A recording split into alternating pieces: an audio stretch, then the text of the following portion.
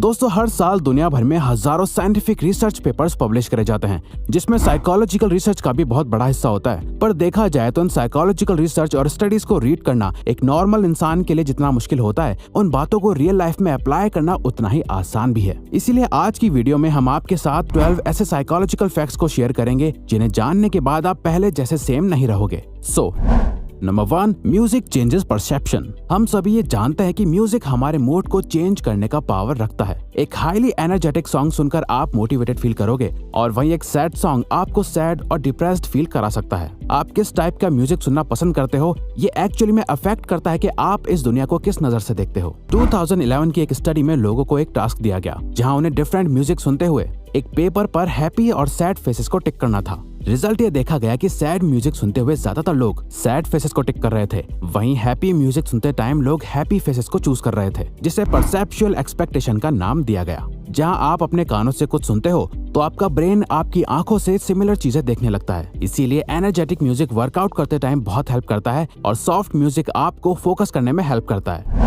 Dunning Kruger effect. 1999 में 2 social psychologist ने ये डिस्कवर करा कि इंटेलिजेंट लोग हमेशा अपने आप को एक बिलो एवरेज पर्सन की तरह ट्रीट करते हैं। वो कभी भी खुद को बाकियों से ज्यादा स्मार्ट नहीं मानते। वहीं दूसरी तरफ एवरेज आईक्यू वाले लोग इसका बिल्कुल ऑपोजिट करते हैं। उन्हें हमेशा ये लगता है कि वो बाकियों से ज्यादा बेटर है। इसीलिए अगर आप ऐसे लोगों से मिलो जो हर बात में खुद को सुपीरियर शो करते हैं, जो ये दिखाते हैं कि वो कितने ज्यादा स्मार्ट हैं, तो समझ जाओ कि ये बस एक डनिंग-क्रूगर इफेक्ट का असर है। वो असल में इतने इंटेलिजेंट नहीं है जितना वो दिखा रहे हैं, क्योंकि एक हाईली इंटेलिजेंट पर्सन कभी भी अपनी नॉलेज से सेटिस्फाइड नहीं होता। वो हमेशा खुद की एबिलिटी पर डाउट करता है, क्योंकि उन्हें लगता है कि वो और बेहतर हो सकता है। फॉर एग्जाम्पल, आपने अक्सर ये तो देखा ही होगा, जो दोस्त ये कहता है कि उसने एग्जाम के लिए कुछ नहीं पढ़ा, वो बिल्कुल प्रिपेयर होके नहीं आया था। मोस्टली केसेस में उसी फ्रेंड के अच्छे मार्क्स आते हैं, जबकि उसने बोला था कि मेरा एग्जाम अच्छा नहीं गया, मैं और अच्छा कर सकता था। क्योंकि मानो या ना मानो, वो सच में थोड़ा ज्यादा इंटेलिजेंट पर्सन है। Singing reduces anxiety. इमेजिन करिए आप अपनी कार ड्राइव करते हुए अपने काम पर जा रहे हैं, जहां आपको एक इम्पोर्टेंट प्रेजेंटेशन डिलीवर करनी है। सो नेचुरली आप नर्वस और एंग्शियस फील करोगे। तो ऐसे मोमेंट में आप अपने आप को काम कैसे रखोगे? साइकोलॉजी ये कहती है कि अगर आप ऐसे टाइम पर अपना फेवरेट सॉन्ग प्ले करके खुद भी सिंगिंग करने लग जाओ। अब आपको ये सुनने में अजीब लग रहा होगा, पर सिंगिंग करने से आपके ब्रेन में एंडोर्फिन्स और ऑक्सीटोसिन रिलीज होने लगता है, जो अल्टीमेटली आपके स्ट्रेस लेवल को बहुत तेजी से कम कर देता है और आपके मूड को बेटर कर देता है। इसके अलावा ये आपके हार्ट रेट और कॉर्टिसोल लेवल को लो कर देता है, जिससे आप काम और कॉन्फिडेंट फील करने लगते हो। Power of silence. अगर आप चाहते हैं कि कॉन्वर्सेशंस आगे बढ़ती रहें पर आपको समझ नहीं आ रहा कि क्या बात करें, तो इसका सबसे सिंपल तरीका है अपने पार्टनर से कोई भी एक क्वेश्चन पूछ लो और जब वो आंसर दे दे, उसके बाद भी आई कांटेक्ट मेंटेन रखो और आपका पार्टनर साइलेंस को अवॉइड करने के लिए कुछ ना कुछ बात करने लगेगा। स्टडीज में देखा गया है, जब कोई पर्सन आपके सामने ओपन होने में स्ट्रगल करता है या अपनी फीलिंग्स को हाइड करता है, इस टाइम पर इंफॉर्मेशन निकलवाने के लिए बस एक क्वेश्चन पूछो और कुछ देर साइलेंट हो जाओ, क्योंकि किसी भी कॉन्वर्सेशन के बीच साइलेंस अच्छा नहीं लगता, जिसे अवॉइड करने के लिए वो इन्फॉर्मेशन शेयर करने लगता है या आपसे क्रॉस क्वेश्चन पूछने लगता है, जो अल्टीमेटली कॉन्वर्सेशन को मेंटेन रखता है। Playing dumb.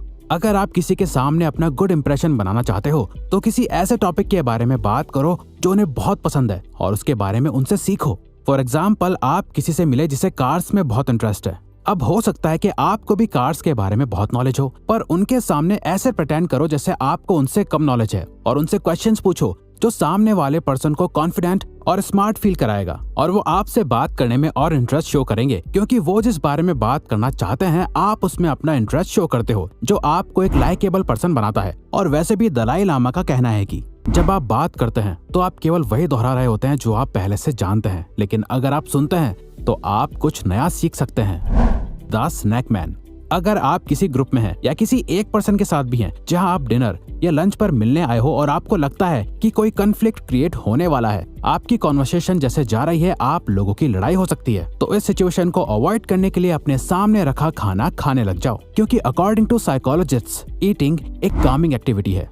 जब लोग कुछ खा रहे होते हैं तो बाकी लोग उस एनवायरनमेंट में कंफर्टेबल फील करते हैं। तो जब भी आपको लगे कि कोई बहुत ही अग्रेसिव हो रहा है या आप लोगों की बहस होने वाली है, तो उस पर्सन के पास जाके बैठ जाओ और उन्हें कुछ खाने को ऑफर करो। ऐसे टाइम पर एक सिंपल चॉकलेट भी आपकी रिलेशनशिप को बहुत हेल्प कर सकती है।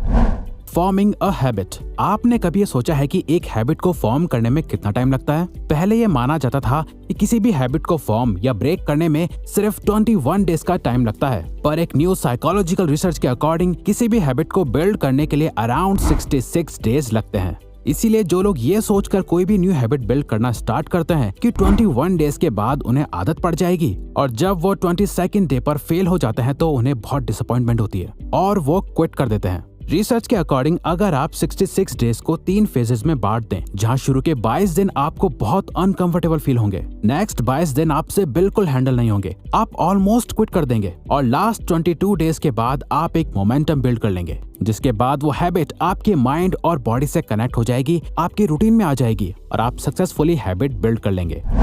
Call people bye their name. Psychologist कहते हैं कि हर पर्सन को अपना नाम सुनना सबसे फेवरेट साउंड लगता है, क्योंकि हम सभी के लिए अपना नाम बहुत इंपॉर्टेंट होता है। तो जब कोई आपके नाम को याद रखता है तो आप भी अपनी इंपॉर्टेंस फील करते हो। सिमिलरली आपने ये नोटिस करा होगा कि जब कोई आपका नाम भूल जाता है तो आप इंसल्टेड भी फील करते हो। इसीलिए किसी के सामने अपनी लाइकेबल प्रेजेंस बनाने के लिए इम्पोर्टेंट है कि कॉन्वर्सेशन में आप सामने वाले के नाम को यूज करते रहो, जो उन्हें इम्पोर्टेंस फील कराता रहेगा और वो आपके साथ और कंफर्टेबल फील करने लगेंगे। मल्टीटास्किंग। क्या आपको लगता है कि आप मल्टीटास्किंग कर सकते हो? न्यूरो साइंस के अकॉर्डिंग हमारा ब्रेन एक टाइम पर सिर्फ एक ही चीज पर फोकस कर सकता है। कई बार जब आप 2 काम एक साथ कर रहे होते हो तो आपको ऐसा लगता होगा कि आप मल्टीटास्किंग कर रहे हो, पर रियल में आपका ब्रेन बहुत ही तेजी से उन दोनों कामों के बीच अपना फोकस शिफ्ट कर रहा होता है। हम चलते चलते एक दूसरे से बात करते हैं, क्योंकि ये बिहेवियर्स ऑटोमेटिक और ऑटो पायलट मोड से होते हैं। वहीं ऐसे टास्क जिनमें बहुत फोकस करने की नीड होती है, वहाँ वो साइमल्टेनियसली काम नहीं कर सकता। फॉर एग्जाम्पल, बुक रीड करते हुए टीवी देखना। अब यहाँ पे आपको लगेगा कि आप दोनों काम एक साथ कर रहे हो, पर रियल में एक टाइम पर आपका फोकस या तो रीडिंग करने पर है या टीवी देखने पर। Provide a choice. अगर आप चाहते हैं कि सामने वाला पर्सन एक डिसीजन ले जो आपके फेवर में हो, तो सिंपली उन्हें ऑप्शंस दो जो आपके डिसीजंस के फेवर में हो। फॉर एग्जाम्पल, अगर कोई अपने बच्चे को पढ़ाई करने के लिए बोलना चाहता है तो सिंपली उसे ये बोलने के बजाय कि जाओ पढ़ो, उन्हें चॉइस दो कि चलो पढ़ाई का टाइम हो गया, पहले इंग्लिश पढ़ोगे या मैथ्स। तो जब वो कोई भी चॉइस लेंगे तो उन्हें लगेगा कि वो खुद ये डिसीजन ले रहे हैं, वो अपने कंट्रोल में है। अब ये ट्रिक आप किसी के भी साथ यूज कर सकते हो। जैसे आपने नोटिस करा होगा कि हर रेस्टोरेंट में वेटर्स इसी ट्रिक का यूज करते हैं। वो आपको वो सारे ऑप्शंस देते हैं जो वो चाहते हैं कि आप ऑर्डर करो, और आप इनडायरेक्टली वही करते हो, पर आपको ऐसा लगता है कि वो डिसीजन आपने लिया, लेकिन रियलिटी में वो डिसीजन आपके वेटर ने पहले ही ले लिया था। यानी कि वो ट्राई करते हैं कि आप कुछ चुनिंदा चीजों में से ही कुछ एक चीज ऑर्डर कर दें, जिसे रेडी करने में रेस्टोरेंट को ज्यादा टाइम ना लगे। The power of sunlight. दोस्तों, आपने भी नोटिस करा होगा कि पूरा दिन अपने घर या ऑफिस में बिताने के बाद जब आप बाहर निकलते हैं तो इंस्टेंटली आपका मूड बेटर हो जाता है, क्योंकि सनलाइट के बेनिफिट सिर्फ मेडिकल फील्ड्स में नहीं है जो सिर्फ आपकी बोन्स के लिए बेटर है, बल्कि कई रिसर्च में देखा गया है कि सनलाइट कई मूड डिसऑर्डर्स जैसे डिप्रेशन को भी प्रिवेंट करता है। सनलाइट से मिलने वाला विटामिन डी मूड स्टेबलाइजर की तरह एक्ट करता है और हमारे ब्रेन में प्लेजरेबल हार्मोन्स को रिलीज करता है। और ये देखा गया है कि जिन कंट्रीज में सनलाइट की रीच कम होती है, वहाँ के लोगों में डिप्रेशन के ज्यादा सिम्टम्स देखे जाते हैं। तो आपको बस दिन में 10 मिनट डायरेक्ट सनलाइट लेनी है, जो लिटरली आपकी लाइफ को चेंज कर देगा, और ये मॉर्निंग सनलाइट होगी तो और भी अच्छा। Mirror body language. अगर आप किसी से बात करते टाइम उनकी बॉडी लैंग्वेज या उनके कुछ बिहेवियर्स को कॉपी करने लग जाओ, तो वो आपके साथ इंस्टेंट ट्रस्ट फॉर्म कर लेंगे। वो जैसे बात करते हैं, जैसे मूव करते हैं, अगर आप भी उनके कुछ एक्सप्रेशंस को मिरर करने लगो तो वो आपको और पसंद करने लगेंगे, क्योंकि वो आपसे और भी ज्यादा कंपैटिबल फील करेंगे। साइकोलॉजिस्ट इसे कैमेलियन इफेक्ट कहते हैं। फॉर एग्जाम्पल, किसी से बात करते टाइम ये नोटिस करो कि वो कौन से वर्ड सबसे ज्यादा यूज करते हैं, और आप भी बात करते टाइम उन वर्ड्स का यूज करने लग जाओ। इससे वो खुद को आपसे आइडेंटिफाइड कर पाएंगे, उन्हें लगेगा कि आप भी उन्हीं के जैसे हो, और वो आपकी कंपनी को एंजॉय करने लगेंगे। तो अगर आपको ये वीडियो अच्छी लगी तो वीडियो को लाइक और सब्सक्राइब बटन पे क्लिक करके इस चैनल को ग्रो करने में सपोर्ट करो, और बेल नोटिफिकेशन ऑन कर लीजिए ताकि आप आने वाली वीडियोस मिस ना कर पाओ। Thank you for watching.